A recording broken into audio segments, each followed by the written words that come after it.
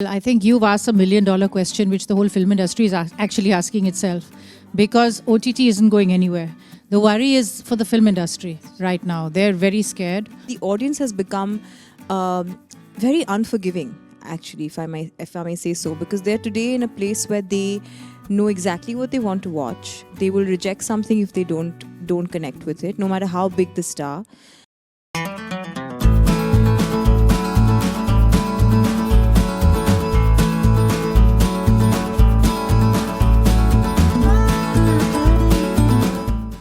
Hi guys, this is Ankita. You're tuned into peepingmoon.com, and what we have with us today is nothing but a spectacular set of actresses who are not only going to rule the Netflix or an OTT or a content genre in general, but going to answer some really fabulous questions which I have gathered from a couple of fans around as well. But yes, something about acting, something about how we want to see the content in the space, and much more. We have with us Shefali Shah, Soni Razdan, Rasika Duggal, Masaba, and Kirti Kulhari. Hello, everyone. Hello. Hi. Hi. Shefali, I'll begin with you from the first. You are coming up with Delhi Crime 2. And first of all, congratulations for the Delhi Crime Emmy win that was pending for the longest time. Thank you. Your character is not something, Shefali, which I would say very likable per se, in the manner that it's not a very typical glossy character which audience pretty particularly see almost every day on screen. Do you think likability to a character is important when you play something? It's not a traditional character from any means. A couple of things. One is every piece of art is subjective. Two is what may be likable for you may not be likable for somebody else. Three is she is a regular woman. She's an absolutely regular woman. She, in fact, what all of us felt when the incident happened, the Nirbhaya incident happened, Vartika feels exactly that. The same anger, the same pain, the same angst. And the only difference being she had the power to channelize it and do something about it. So, I mean, and honestly, people really like her. I mean, they do. Yes, Madam Sir. So, yes. So, I don't, I'm sorry, can you repeat your question? Because Okay, so what I meant to ask was that traditionally, when we see any character on screen, we have a certain template. Or it's just that off late, when we are seeing characters which are totally different, we associate likability to them in a generic manner. That's why I asked that how much likability to a character should be there. Well, so just a question for your question. Does your regular template, which has likability, have anything to do with age, looks? No. Weight? That's what I'm saying. That's the traditional way. That's what I've been saying. People are just subjecting, I should not be using the term, but actresses in a particular template. But always. You know what? Sorry, I'm really sorry. But there's also another thing that when you were asking me the question, we really undermine the audience. We really do. It's very unfair to say that this is what they like. No. They are ready for all the possible content. I mean, that's why international cinema, regional cinema works. So it's really unfair to say that, oh, they like this. No, you don't know what they like. And they are ready to lap up as much good as you can give. Thank you. Masaba, this one is for you. Do you think that the positioning of actors in a long format, in a platform like Netflix per se, has helped you come to the fore and play roles which otherwise in a shorter format or in any other format per se wouldn't have been possible? Yeah, absolutely. I think that OTT has opened up doors for various kinds of people, for various kinds of content and various kinds of storytelling. So I think, and you know, the thing is, the divide still exists. I mean, we can say that everybody, you know, I just feel like the person that's walking into a cinema, to a theater to watch something versus somebody who's watching something on their phone or at home on OTT, they're different consumers to a great extent. But I think we have to understand that the audience is also growing. We think that it's just us and producers and writers and actors that are growing and getting to do different kinds of things, but the audience has become very unforgiving, actually, if I may say so, because they're today in a place where they know exactly what they want to watch. They will reject something if they don't connect with it, no matter how big the star. And I think they just want to see a little bit of reality, a little chunk of reality on screen. You know, I think that gap between the star and the audience has just become very small. And you want to be able to have a sense of being able to touch and feel the star today, you know. So I think that's what long format has done. It's just made, it's like you want to now peep into people's homes and you're watching content that's being created, you know, and it's not just about a reality show. It's just that you want to be able to have the feeling of being able to peep into someone's home and see them just be themselves, or a character be, you know, a character. So I think, yes, it has opened up doors and it will open up more doors. I think Rasika was saying earlier that, you know, this is not the high point. We're still far away from what a platform like OTT can give consumers and actors alike. Rasika, then I'll shift to you. What exactly do you define then as a high point? If I'll just take ahead Masaba's point from here. Actually, I said that this is high, but I hope this is not the highest. Sorry. I hope there's still room There's for more. better stuff. That's what I meant. Yeah. So Rasika, I'll move ahead with you here. The evolution of characters on OTT is tremendous, if I have to say. What started on OTT platforms 6 to 7 years back to what we have been seeing in at least last 2 to 3 years is path-breaking per se. I think probably one of the finest written detailing roles we have, and it's just not restricted to someone being in the central lead space. It's the role. It's not if you are leading from the front or if you're leading from whichever part per se. Do you agree? So I think that the format lends itself to this kind of storytelling. I think the long form format really has room for a true ensemble to exist. And also I think the kind of and also, I think as an actor, it's very interesting because there is enough. You have the luxury of time in this kind of storytelling, and sometimes I wonder whether if when I'm working on a series, I sometimes wonder that if this series was a film, would my character have been the victim of a script edit? You know, and yeah, because I feel like the true test of whether that character is adding value to your story, or whether you value that character enough in your story is if that was a film and if the woman character was not edited out or got a very insignificant space in the film. So I think that this format really lends itself well to that. I've forgotten your question. Sorry, what was it? I was saying that do you think that now it is not important anymore when a part is written from a female artist that it has to lead from the front? OTT has given space to parts which can lead from anywhere. You don't have to be a front face, particularly for any series or a film per se. Yes, because if it's well written, then you're invested in it, you're interested in it, you're getting to do interesting work. And that is happening in the OTT space. And also I think because it's also, what has happened in the streaming space is something that I had been feeling very let down about right before streaming services became popular, because I had been a part of many, many independent films. And what happens with smaller films, and what I was seeing at the time that I started acting from 2007 till about 2015, was that because cost of production had gone down because of things turning digital, so there were lots of smaller production houses mushrooming, but the bottleneck of distribution remained. The traditional distribution practices were things that people were not being able to break. So I believed that you always had audiences who were ready to watch a variety of stuff. I always believe in the versatility and intelligence of audiences. I always believe that there are enough people who want to write scripts which are breaking formula. They were just not being able to do that because you got stuck with a film which was considered a small film, and because nobody would be ready to distribute it or market it. And I think finally the OTT space broke that, and people realized that what they had been saying about audiences was not true. In fact, these stories have people who want to watch them, and so I think both of them are working in tandem. Yeah. Soni Razam, this one's for you.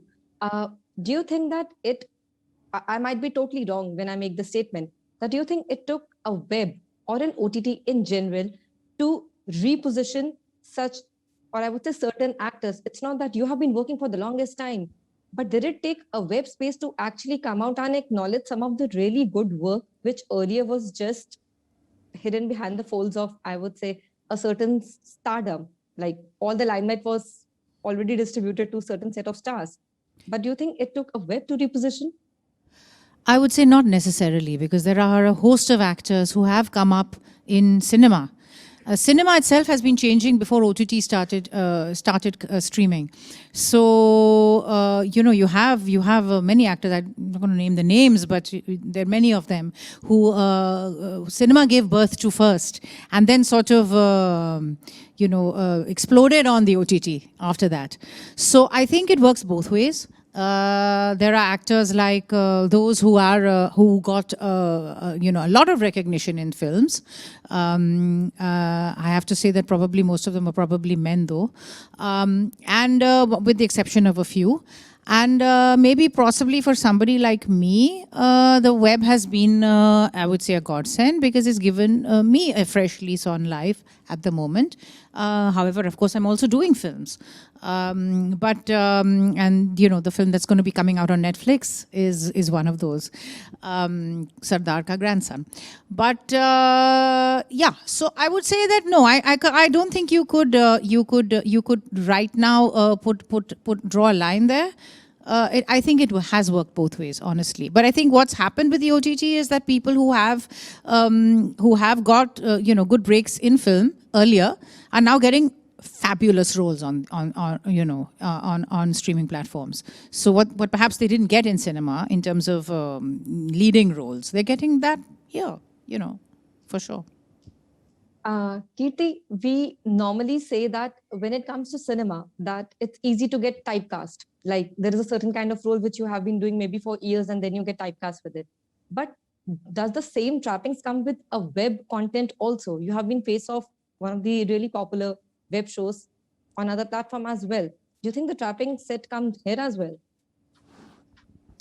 The trappings are the same because the people are the same.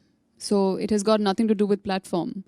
And I think, but I feel, personally, I've been aware of this typecasting problem and stereotyping and all of that from very early on. And I have always, thankfully, as an actor, chosen roles which are different each time. I have very consciously and subconsciously done this because that's what I enjoy doing. So I think while typecasting is one of those, one of those things that just exist in the minds of the people from the industry, and then it gets it goes down to the media kind of catches that, and then it goes down to the audiences. So it just becomes like a much bigger deal than it is. And I think it's an actor's responsibility to kind of then take the steps. If they don't want to be typecast, it's not just like, "Arey, mujhe roles do jo mujhe typecast nahi karte." You have to be strong enough, you have to be bold enough to make different choices each time if you are somebody who is complaining about the same. If there are so many people who do the same thing throughout their careers, and at some point, they're okay with that. Clearly, they're okay with that. And then there are some who are not. So you're making a choice, and then if you are making a choice, and you always have a choice, no matter how choiceless you feel in life, you are always empowered enough to know that you have the choice. And the moment you start realizing that you have the choice, you make the choice that you want to make for yourself. And that's the only way to break any kind of typecasting in the industry or the world. And you have to, make your own path. And as I said, platforms have changed, but people are the same. So you will face the same problems. That problems are not going anywhere. You just have to find the solutions to it and move on. This one is for every one of you. With, of course, the release, with the opening of theaters, I would say, and the new release dates coming in, a new debate has also found its foot in online space, or whichever space you would like to call it. That will OTT be able to garner the same kind of appreciation and the viewership what theatrical releases enjoy? Do you think it will affect any which way with theaters opening and the OTT? Will they coexist? While some say yes, some don't. I would like to have your opinion. It's for everyone. Anyone can answer. I think it will coexist. I think, like I said, we're a very large country, and there's enough appetite for different types of content, and there will be different appetite for different streaming platforms for different kinds of people. There's some people who like to go to the theater to watch a movie. There's some people who like to stay home and watch it on their phone or their iPad, whatever. I'm just saying that we can't ever. And I also read somewhere that, but now theaters to koi jayega hi nahi or whatever, but that's not the truth. We must understand human beings love familiarity, and we are familiar with going to a theater and eating a bag of popcorn and watching a movie with our families or friends or whatever. So we will always go back to what was normal. This is just an additional thing that has happened, and I think that there's space for everybody. Nothing will ever overtake the other, and this isn't even a fight. I don't think it's a competition. It's just creating and opening corners for everyone that didn't exist earlier. Yeah. Well, I think you've asked $1 million question, which the whole film industry is actually asking itself, because OTT isn't going anywhere. The worry is for the film industry right now. They're very scared, and rightfully so, not because of OTT, but because of COVID and OTT together. The combination is a bit lethal for us. So everybody is worried and concerned, but I agree with Masaba when she says people are going to go to the theater. Maybe not in the same numbers that they did earlier, but the fact of the matter is by whenever it is, June, July, whatever, May, whatever, people like going out. They like to have, if you look at restaurants today, they're packed. So I think that is where everybody's got their masks off and they're eating and chomping away, and they're, sitting cheek by jowl. So I think that's a good indication that people are ready to now brave the outside world, COVID or no COVID. And thankfully, the vaccine is now, making inroads into our lives. So we are very positive. At least I'm very positive. But yes, there is a fear in the industry. But one thing I can tell you, OTT is here to stay in a very, very big way. And also the different ways of consuming content, right? So some might prefer to be a captive audience like a theater does to you, and some might prefer to have the accessibility that the streaming platforms allow you. So, I mean, there are different ways, and I think therefore they're both here to stay. Often I have heard from actors that what in OTT is a very standout factor. Unlike film, which plays in a one go, you just have an interval and to enjoy. In OTT, an actor's performance come under scrutiny, under harsh arc lights, because anytime an audience can pause, rewind, revisit a scene, and can re-go through it and analyze it. Oh, usne aisa kiya. Oh, that was the loop or that was the flaw.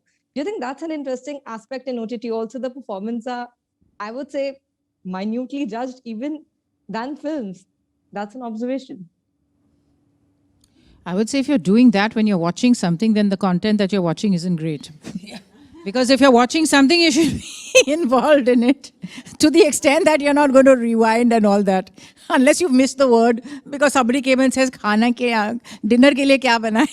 But I love what that kind of watching generates. It generates some really, really funny YouTube comments and or any kind memes, on which is fascinating to me. I mean, it's like a social study for me. It's like, acha, this is what they're thinking. It tells you things about your work which you had never seen also. So they've watched another story, which is great. That's what you want an audience to do, right? Every time they watch a piece of if they're watching it again and again, it's great for you anyway. And if it's telling them different things every time they watch it, that's a good story. So, yeah, I totally enjoy it.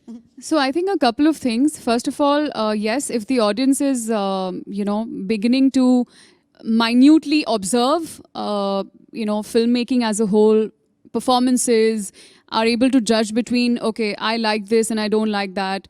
I think it's a great, I think it's a great thing, because a lot of content has been, we consume a lot of content just like we consume junk.